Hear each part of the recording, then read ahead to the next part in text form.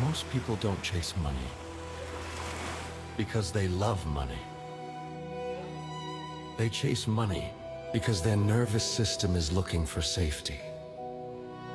From the outside, it looks like ambition. From the inside, it's often fear. When your system doesn't feel stable, it starts scanning for something solid, something predictable, something that promises relief. And money becomes the symbol. Not because money is bad, but because it appears to offer certainty in an uncertain world. Here's the part most people miss.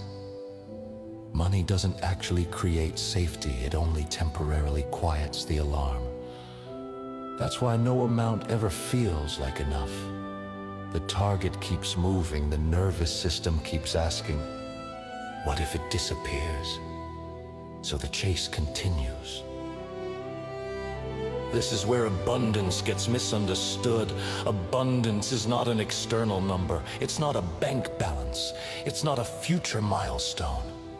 Abundance is capacity. Capacity to receive. Capacity to hold. Capacity to stay regulated while resources move in and out. If your system can't hold calm without money, it won't hold calm with money. That's why sudden wealth often creates anxiety instead of peace. The system hasn't been trained to carry it. True abundance starts when safety is built internally. When your body learns, I am okay even when things fluctuate. I don't collapse when uncertainty appears. I don't need to chase to survive. From that place, money stops being a lifeline and becomes a tool. You stop gripping, you stop forcing, you stop measuring your worth through numbers. And paradoxically, this is when resources begin to flow more easily. Not because you're trying harder, but because your system is no longer blocking receipt. Abundance isn't about getting more. It's about becoming stable enough to hold what arrives. If this resonated, you're not broken. Your system adapted to survive, and it can learn a new pattern. This is abundance as capacity. Most people think abundance shows up when they want it badly enough, when they hustle harder, when the urgency finally hits a breaking point. But abundance doesn't respond to urgency. It responds to capacity. Urgency is a signal of contraction in the nervous system. It says, I don't have enough time. I'm behind. If this doesn't work now, something is wrong. And when your system is in urgency, it narrows, breath gets shallow, perception collapses, decision-making becomes reactive instead of responsive. Abundance doesn't move through a narrow system. Think of abundance like water. You don't attract more water by panicking at the river. You increase the size of the channel it can flow through. Capacity is that channel. Capacity is how safe your body feels holding more. How regulated you stay when things expand. How much success you can receive without tightening. Most people aren't blocked from abundance, they're overloaded by urgency. Urgency tells your system more would be dangerous, so even when opportunity appears, the body subtly resists it. Missed calls, delayed responses, overthinking. Self-sabotage disguised as being responsible. Capacity, on the other hand, says, there is room. When capacity increases, abundance doesn't need to be chased, it organizes itself around you. This is why calm people often appear lucky. They're not forcing outcomes.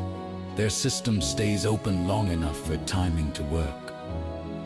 So if abundance feels stuck, don't ask, what am I doing wrong? Ask, what am I rushing? What am I trying to force before my system is ready to hold it? Because abundance doesn't need urgency, It needs space. It needs safety. It needs a nervous system that isn't bracing for impact. Slow down enough to widen the channel. Stability creates capacity. Capacity invites flow. And when your system can hold more arrives. Most people think creation comes from effort, from pressure, from pushing harder. But if that were true, the most stressed people would be the most abundant, and we know that's not how it works. Creation doesn't come from force, it comes from capacity. Calm isn't passive. Calm is a system with available bandwidth. When your nervous system is regulated, it's not busy scanning for danger. It's not replaying old loops. It's not managing internal resistance that frees energy. And energy that isn't spent on protection becomes available for creation. This is why calm people create faster. They're not fighting themselves. They're not negotiating with fear. They're not leaking energy into urgency. They can hold more. Abundance isn't something you chase. It's something your system learns it can safely receive. Think of it like pouring water into a cup. If the cup is shaking, cracked, or overflowing with tension, nothing stays. But when the cup is stable, when the system is calm, capacity increases naturally. Ideas land and stick. Opportunities feel obvious instead of overwhelming. Momentum builds without effort. This is also why calm can feel unfamiliar at first. If your system learned to associate movement with stress, stillness can feel wrong, even unsafe. But calm isn't stagnation, it's alignment. It's when your internal systems stop arguing with each other and start moving in the same direction. From that state, creation accelerates, not because you're trying harder, but because nothing is in the way. Abundance isn't speed, it's space. And calm creates space. Nothing is missing. Your system is just learning how much it can hold. Most people think wealth works like a magnet. That if you think the right thoughts, say the right affirmations, or visualize hard enough, money will finally come. But that model assumes money is outside of you. It's not. Money responds to capacity, not desire. Here's the truth most people miss. You don't repel wealth because you're bad with money. You repel it because your nervous system doesn't feel safe holding it. Think about this. If your system learned early on that. Money creates conflict. Money causes stress. Money equals pressure or responsibility. Success means being watched, judged, or expected to perform. Then wealth doesn't register as freedom. It registers as threat. So the moment opportunity shows up, your system tightens. You procrastinate, you self-sabotage, you undercharge, you spend impulsively. You stay almost there but never stable. Not because you're broken, because your body is protecting you. Abundance isn't something you chase. It's something your system allows, and allowance is physiological. When your nervous system is overloaded, it will unconsciously reject. Larger numbers, bigger decisions, long-term responsibility, sustained success. Because those things require stability. This is why people can make money and still lose it. Why sudden wealth often collapses. Why effort works temporarily but never sticks. You didn't lack strategy. You lacked capacity. Real abundance work isn't about calling money in. It's about removing the internal brakes that say, this is too much. This isn't safe. I don't have room for this. As your system stabilizes, you stop forcing, you stop chasing, you stop leaking energy, and money doesn't feel exciting or scary anymore. it feels neutral. That's the shift. When wealth feels neutral, it can stay. And when it can stay, it grows. Not because you attracted it, but because you finally stopped pushing it away. If this resonated, your system already knows the next step. And no, it's not hustle, it's regulation. Because abundance doesn't respond to effort. It responds to capacity. Most people think overthinking is an intelligence problem. It's not. Overthinking is a capacity problem. When your system doesn't feel safe holding more responsibility, more visibility, more money, more success, as it slows execution on purpose. Not because you're lazy, not because you lack discipline, but because your nervous system is protecting you from overload. Here's what's actually happening. Execution requires bandwidth. Decision-making requires energy. Momentum requires trust that you can handle what comes next. When capacity is low, your system substitutes thinking for moving. Thinking feels productive. It feels controlled. It feels safe. Action feels unpredictable, so the body delays. Overthinking isn't confusion. It's hesitation caused by a system that doesn't yet believe it can contain the outcome. This is why people with the best ideas often execute the least. Their awareness is ahead of their capacity. Abundance works the same way. Money doesn't flow to effort. It flows to available space. If your nervous system associates success with pressure, loss of freedom, or collapse, it will stall execution long before the opportunity arrives. Not consciously, automatically. This is why force and motivation doesn't work. This is why affirmations fall flat. This is why just take action advice backfires. You don't need more thinking. You need more room. Capacity expands when your body learns. I can move without bracing. I can act without collapsing. I can receive without losing myself.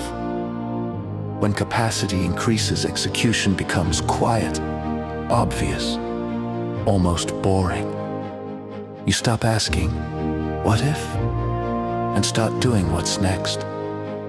Abundance isn't something you chase. It's something you become able to hold. When your system feels safe with more, action stops being a battle and starts being the natural next step. Most people think abundance is about trying harder. More discipline, more affirmations, more action. But abundance doesn't come from effort. It comes from capacity. Specifically, the capacity of your nervous system to receive. If your system is trained for survival, pressure, or vigilance, it will reject abundance automatically, even if you consciously want it. Not because you're broken, because your body doesn't feel safe holding more. Abundance is information. Money is information. Opportunities are information. And your nervous system decides what information is allowed to stay. That's why some people can receive without forcing, and others sabotage right before things work. It's not mindset. It's regulation. A regulated nervous system doesn't chase, it doesn't strain, it doesn't grip, it stays open. When your system is calm, expansion feels normal. There's no adrenaline spike, no urgency, no fear of loss. Receiving doesn't activate threat, it activates neutrality. That's the nervous system of someone who can hold abundance. You'll notice this shift when good things don't feel overwhelming. Progress doesn't require pressure. You stop bracing for collapse. You don't rush outcomes. You don't over-explain your success. Abundance starts to feel quiet. Not exciting, not dramatic, just available. This is why forcing abundance fails. You can't override a nervous system that associates more with danger. Capacity grows when safety grows, and safety is built through slowing down, consistency without urgency, neutral wins, letting success land, not correcting the moment. The body learns abundance by experiencing stability while receiving.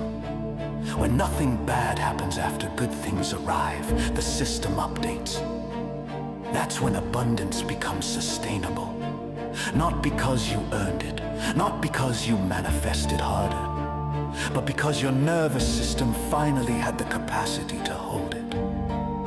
Abundance isn't something you chase. It's something your system allows.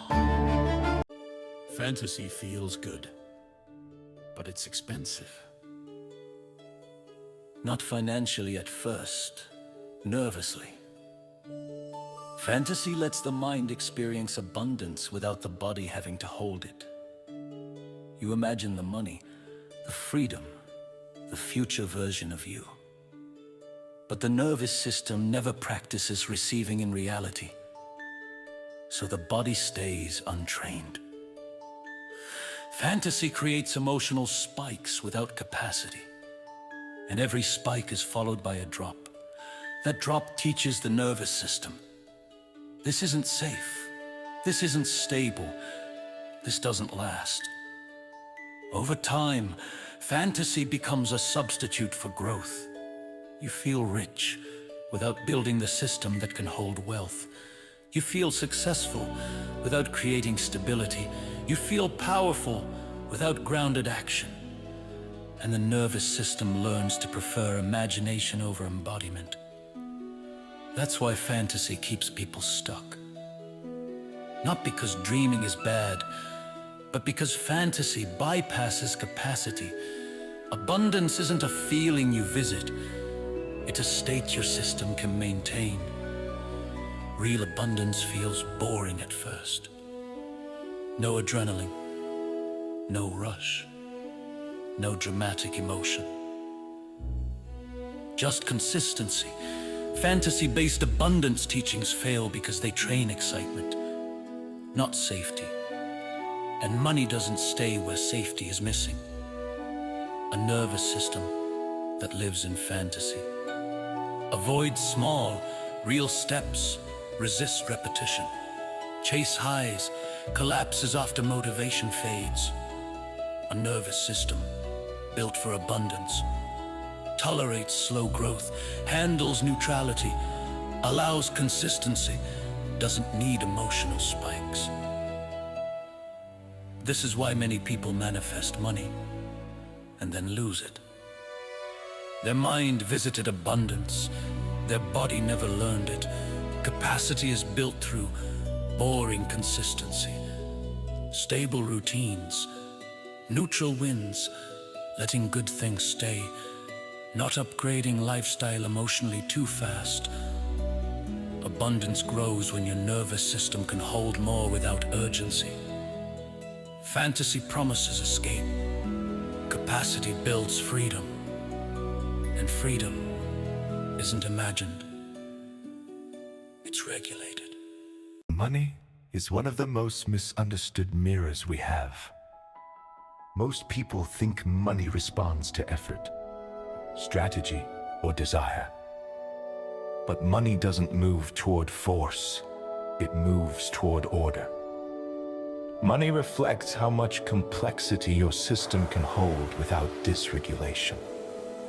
If your nervous system becomes overwhelmed by pressure, unpredictability, or responsibility, money doesn't feel safe entering, because money adds complexity, more decisions, more exposure, more responsibility, more emotional bandwidth required. So if your internal system is already near capacity, money doesn't arrive as abundance, it arrives as stress. This is why people can want money deeply and still subconsciously repel it. Not because they're blocked, not because they're unworthy, but because their internal structure isn't yet built to hold it. Money mirrors internal order. When your inner world is chaotic, money comes and goes quickly. When your inner world is rigid, money stagnates. When your inner world is regulated, money flows predictably. Abundance isn't about attraction. It's about capacity. Capacity means you can receive without urgency. You can hold without gripping. You can manage without control. You can lose without collapse. When your nervous system feels safe with stillness, stability, delayed gratification, long-term consistency, money begins to mirror that stability. This is why sudden money often destabilizes people. Their income outpaces their internal order. And this is why slow, regulated growth tends to last. The work isn't how do I get more money? The work is how ordered is my internal system? Because money doesn't ask if you want it. It asks if you can hold it without fragmentation. When your thoughts are organized, when your emotions are processed, when your boundaries are clean, when your body is regulated, money becomes boring, predictable, neutral. And that's when abundance becomes permanent. Not because you chased it, but because your system finally had the capacity to hold it. Most people imagine success as excitement, a rush, a constant high. But that version of success is borrowed energy. It's adrenaline, and adrenaline always comes with a crash. Sustainable success doesn't feel like intensity. It feels like room. Room in your body, room in your schedule, room in your nervous system. Abundance isn't what shows up in your life. It's what your system can hold without bracing. That's why so many people reach the thing they wanted and immediately feel anxious, numb, or overwhelmed. Their external life expanded faster than their internal capacity. Real abundance feels almost underwhelming at first. Not because it's small, but because your system is no longer in survival mode. There's no spike to chase, no urgency to prove, no pressure to optimize every moment. Just steadiness. You wake up without dread. You make decisions without rushing. Money stops feeling emotionally charged. It becomes neutral, practical, manageable. You're not constantly asking, is this going to last? Because your body isn't preparing for loss anymore. Sustainable success feels quiet. Your creativity flows without panic. Your effort matches your energy. Rest doesn't feel like falling behind. You don't need motivation because your system isn't fighting itself. This is the part most people miss. Abundance doesn't arrive to fix your nervous system. It arrives after your nervous system has capacity, when safety is established internally. Growth doesn't feel exciting. It feels obvious, calm, predictable, repeatable. If success still feels intense, fragile, or emotionally loud, your system is still trying to outrun scarcity, and that's okay. Capacity is built slowly through consistency, through regulation, through learning that nothing bad happens when you stop pushing. When abundance becomes sustainable, it doesn't announce itself. It just stays.